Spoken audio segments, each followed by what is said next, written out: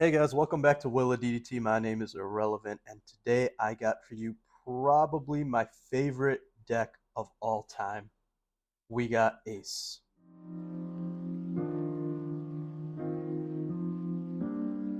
Alright guys, let's not waste any more time. Ace, again, probably my favorite leader since the game came out. His ability is very straightforward, is if he's attacking or if he's getting attacked, you can discard an event from your hand and Ace will gain 1000 power. So if you're swinging 5k at the leader, you can discard an event and then you'll be swinging 6k. Same thing if someone's swinging at you, at your life, you can ditch an event and that'll basically act as a 1k counter for you. So pretty straightforward, but at the same time, it's very handy. Pretty much it ensures that you don't really have any dead cards in your hand. Everything can be used as a counter in a last ditch effort. And at the same time, when you're attacking for lethal, you can ditch all your events as well. And that'll buff Ace up by another, potentially 2 to 3, depending on your hand state. But on average, I'd say about 2000 attack. So he's a super fun leader. He plays very differently. His deck is pretty much like halfway, half full of events. So we'll get right into it. And starting off, we'll start with the units still. So for your engine, you're running 4 Ezos, and you're also running 4 buggies. Towards the end of the video, I'll sort of go on to like some other techs that I've like tried out and tested. One thing I've tried out is taking out 1 buggy for the striker event. I ended up just putting 1 buggy back in because I've noticed that a lot of the success I have with Ace is when I'm able to go pretty aggressive at the opponent. So buggy, the fact that he's 3k, the fact that he can be killed by slash is not irrelevant. Like it comes up pretty often actually. But just the fact that he's 3k and you have so many events in your deck anyway that you're bound to find something.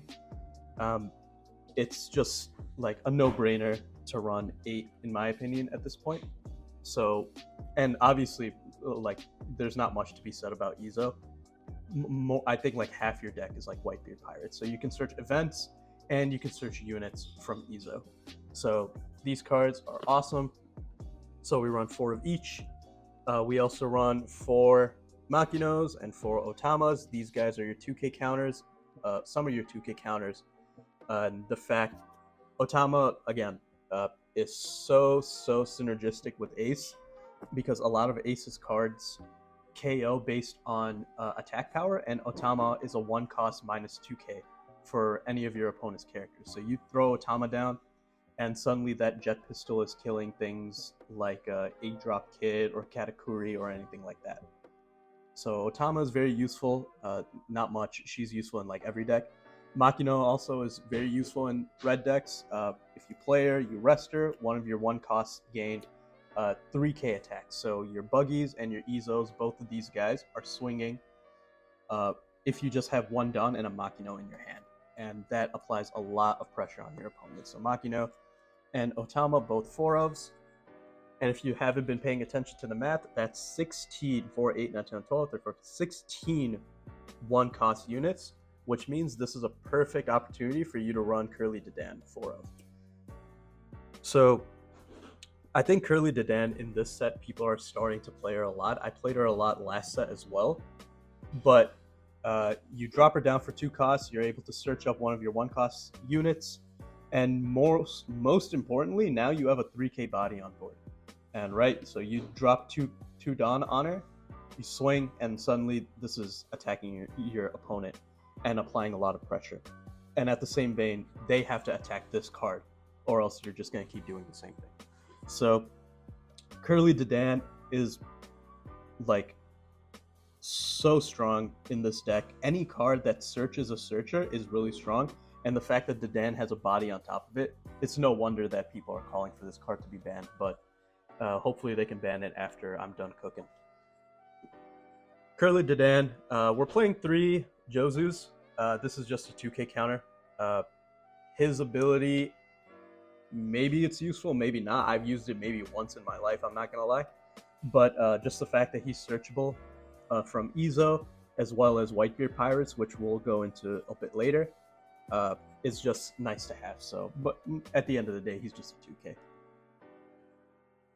Moving on, we run 1 Blocker Marco, and we run 4 of the Broken Marcos, 5 drops. And one thing I've noticed is there are some profiles that don't run this Blocker Marco. They pretty much just say, you know what, we're not going to block anything with Ace. We're just going to go full offense. And if that works for you, that works for you. I've just noticed that the one of is kind of useful to have. He can block, but if you want to be aggressive, you can be. At the end of the day, he's still a 5K character, right? So like he can still swing. It's not a big deal. So for that reason, I just like having him. If you do end up drawing him, he's just so good because his ability is just so strong to recycle a blocker. And speaking of strong, this guy is crazy. I mean, on play KO 3K or less, he has a counter, and he's pretty much invincible. If they KO this card, he comes back rested because you can ditch an event. And fun, Ace runs a lot of events in this deck. So this card is really hard to KO unless you're playing blue. In that case, you just bottom deck it. But these cards are awesome, and pretty much, especially this card, I feel like this was like made with Ace in mind. So you gotta run the Marcos. And speaking of cards you gotta run, oh my god, this card probably has my favorite art in the entire game. Like, look at that foiling, is sick. But he is extremely strong on play. He minuses 3K for 2 of your opponent's characters, and he has rush because you're playing a Whitebeard Pirate leader.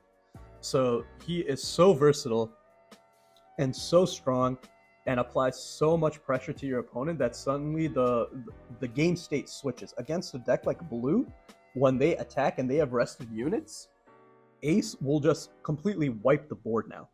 So they have to be wary of cards like that. And one thing that is super strong with Ace is when you're on that 10 Dawn play, you drop Ace down, you minus 2 of their characters by 3K, and suddenly your Fire Fist is super potent.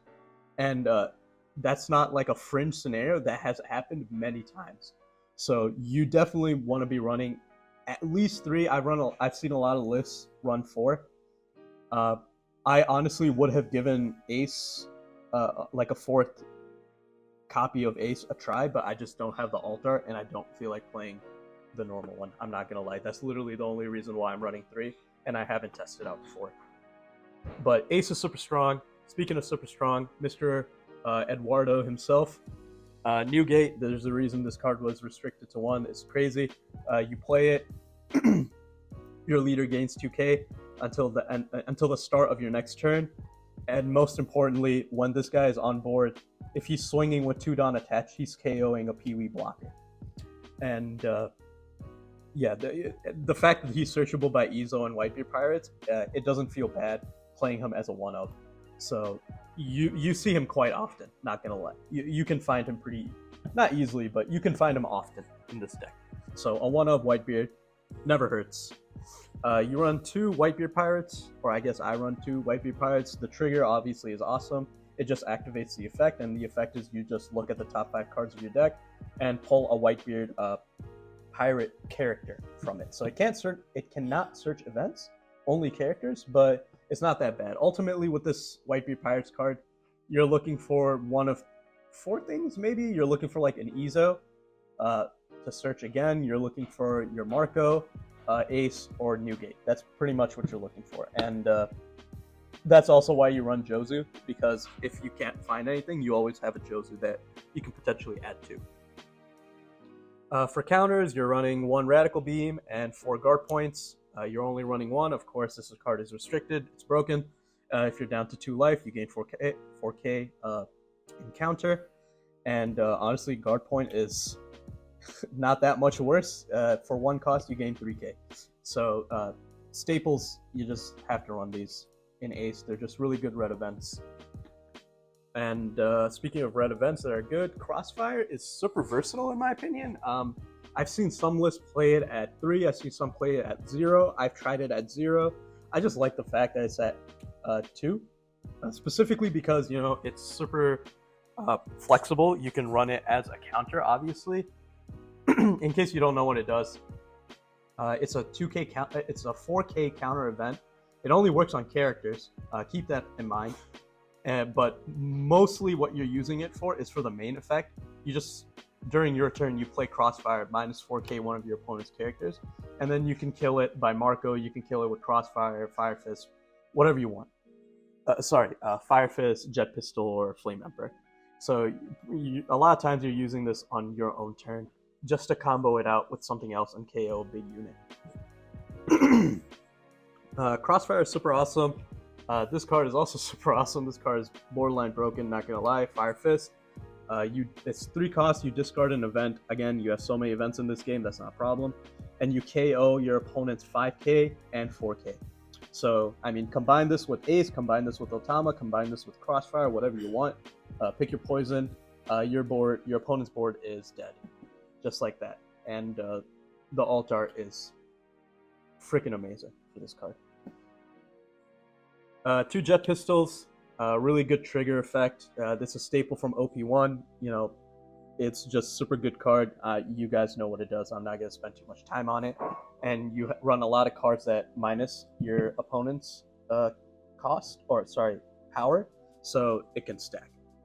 Or it just becomes more powerful. And probably the best card in the entire deck is Flame Emperor. I think now you've noticed lists, they have pretty much come to a consensus that this card is a 4 of now. And there's a reason for that. First of all, its trigger is a Jet Pistol, so it's extremely strong trigger.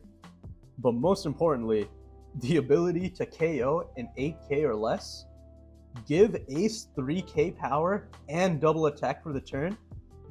This single-handedly will win you games. They drop a card.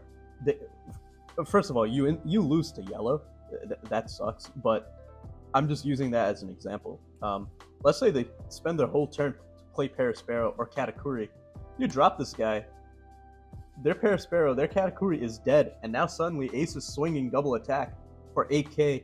You discard an event, and now he's swinging 9K, magic numbers, double attack. And that applies so much pressure. Again, yellow is so broken, it doesn't matter, you're still going to lose. But for any other color, if they don't have a blocker on board to stop that, that is so much pressure you're applying. And certainly the game state has potentially changed in your favor. So you're looking for this card. You can find this card with Izo. You can find this with Buggy. You can find it with Dadan into one of those searchers. So you really want to see this card in your hand. So that's why you run it as a 4 of. Mostly because that trigger, it's also super good. It does not hurt at all. One thing I also wanted to talk about really quickly is some cards that I have tried that you can potentially try to see if you like. One is being Striker. Again, I mentioned it earlier. I played one less Buggy and I played Striker. This helps in some games, some late game games where you don't really have a play. You just drop this guy, or you just turn it horizontal and you're able to search, and it's just a search engine. It is strong, but at the same time, there's a lot of times and a lot of games where this is just sitting there. I just don't have the Dawn to use this card because I need to make other plays. I'm using my Dawn for other plays, and I just don't have 2 Dawn left over to be able to use Striker. So I ended up just taking this guy out and just playing a 4th Buggy. Try it out. I don't think it's a bad card, even a little bit. Same thing with Seaquake. There's a lot of Law running around. There's a lot of Zoro running around, but at the same time, this card doesn't do much against like colors like blue, and what's the other one? Black, and even yellow. It doesn't really do much. There, obviously, you can come up with examples of stuff that it does kill, but for the most part, Seaquake isn't doing much. Even when I did have it in my deck, it was just a 1 of. It did feel okay. I just took it out for like another 2K counter or something. You just have so many ways to kill. Like Marco, Fire Fist, you have a lot of ways to just KO stuff anyway. So I don't think you need the Seaquake, but again, if it works, it works. One thing I tried a lot is Gordon. I thought Gordon was really good because he's just a one cost minus 3K, right? You're comboing so much. Suddenly your Marco is killing 6K power like cards. So you combo this with Marco, and suddenly their blocker law, Green's blocker law, is dead. I tried this guy for a lot, and the fact that he's searchable from Dedan is really useful as well. But I've noticed a lot of games when he was in my hand, I didn't really use him that much, mostly because obviously you need a combo piece, and if you get it, it's nice. But at the same time, it sounds really strong in theory, but I've noticed that you know it just doesn't come together as often as you would have liked. And instead of Gordon, who doesn't have a counter, I feel like maybe I want another card. But speaking of Pal, I think this card's pretty bad. I'm not gonna lie. I have tried him out. He just comes to a field and he just gets removed. Like you just wasted your whole damn turn for no reason. But if he is able to stay on the field, um, I guess the ability is pretty good. You do have to put a whole damn Dawn on him just to be able to use it to KO a 4K or less. But I mean, it's just so much work for what I think this card sucks. Especially because if you're playing him, you're probably not playing Curly Dedan, and like Curly Dedan is just so much better than this card. Shanks. One thing I've tried a lot of Shanks. The only thing is like if you're running Shanks, you gotta run at least two. There's no point in running just one Shanks because he's not searchable, and you have so many searchers. A lot of times you're eventually gonna find Shanks, and you're not gonna be able to add him to your hand. He's just gonna go to the bottom of your deck. So for that reason, you have to play at least two. If you're playing two cards, two Shanks, you're taking out one very important card from your deck, and like is he that much better than Whitebeard? Maybe, but honestly, I don't think so because he does come down. He does have rush. He does apply a lot of pressure, but at the same time, he's not giving your leader 2K defense, right, for free. So maybe you lose next turn, maybe you don't. And the fact that his ability only it works on blockers of 2K power or less is not that relevant because there's a lot of blockers in the game now that have 3K power or more. So he's solid, but I just think Whitebeard's better. All right, guys, this is like the deck for you. Again, this deck is super fun. It's my favorite deck of all time, and I'm so glad that it's performing really well right now, towards the middle end of OP4, and I want to make a lot of use of it. So I hope you guys like what you saw. Let me know what you've tried. I've seen a lot of decks that have topped. They're pretty similar to what I'm running here. Maybe some cards here or there. At the end of the day, like your base for Ace, those main cards are going to be the same. You're maybe changing around, I don't know, like 4 to 5 cards. So let me know what you run, what you think I should try, I should run instead of what I'm running. Let me know if you guys give it a try, what you guys thought. And please let us know in the comments what other deck profiles you want to see, what other games you want to see. We're trying to give you guys what you want. So thank you for checking it out. Please like, please subscribe, and we will see you next time. Thank you so much. Bye.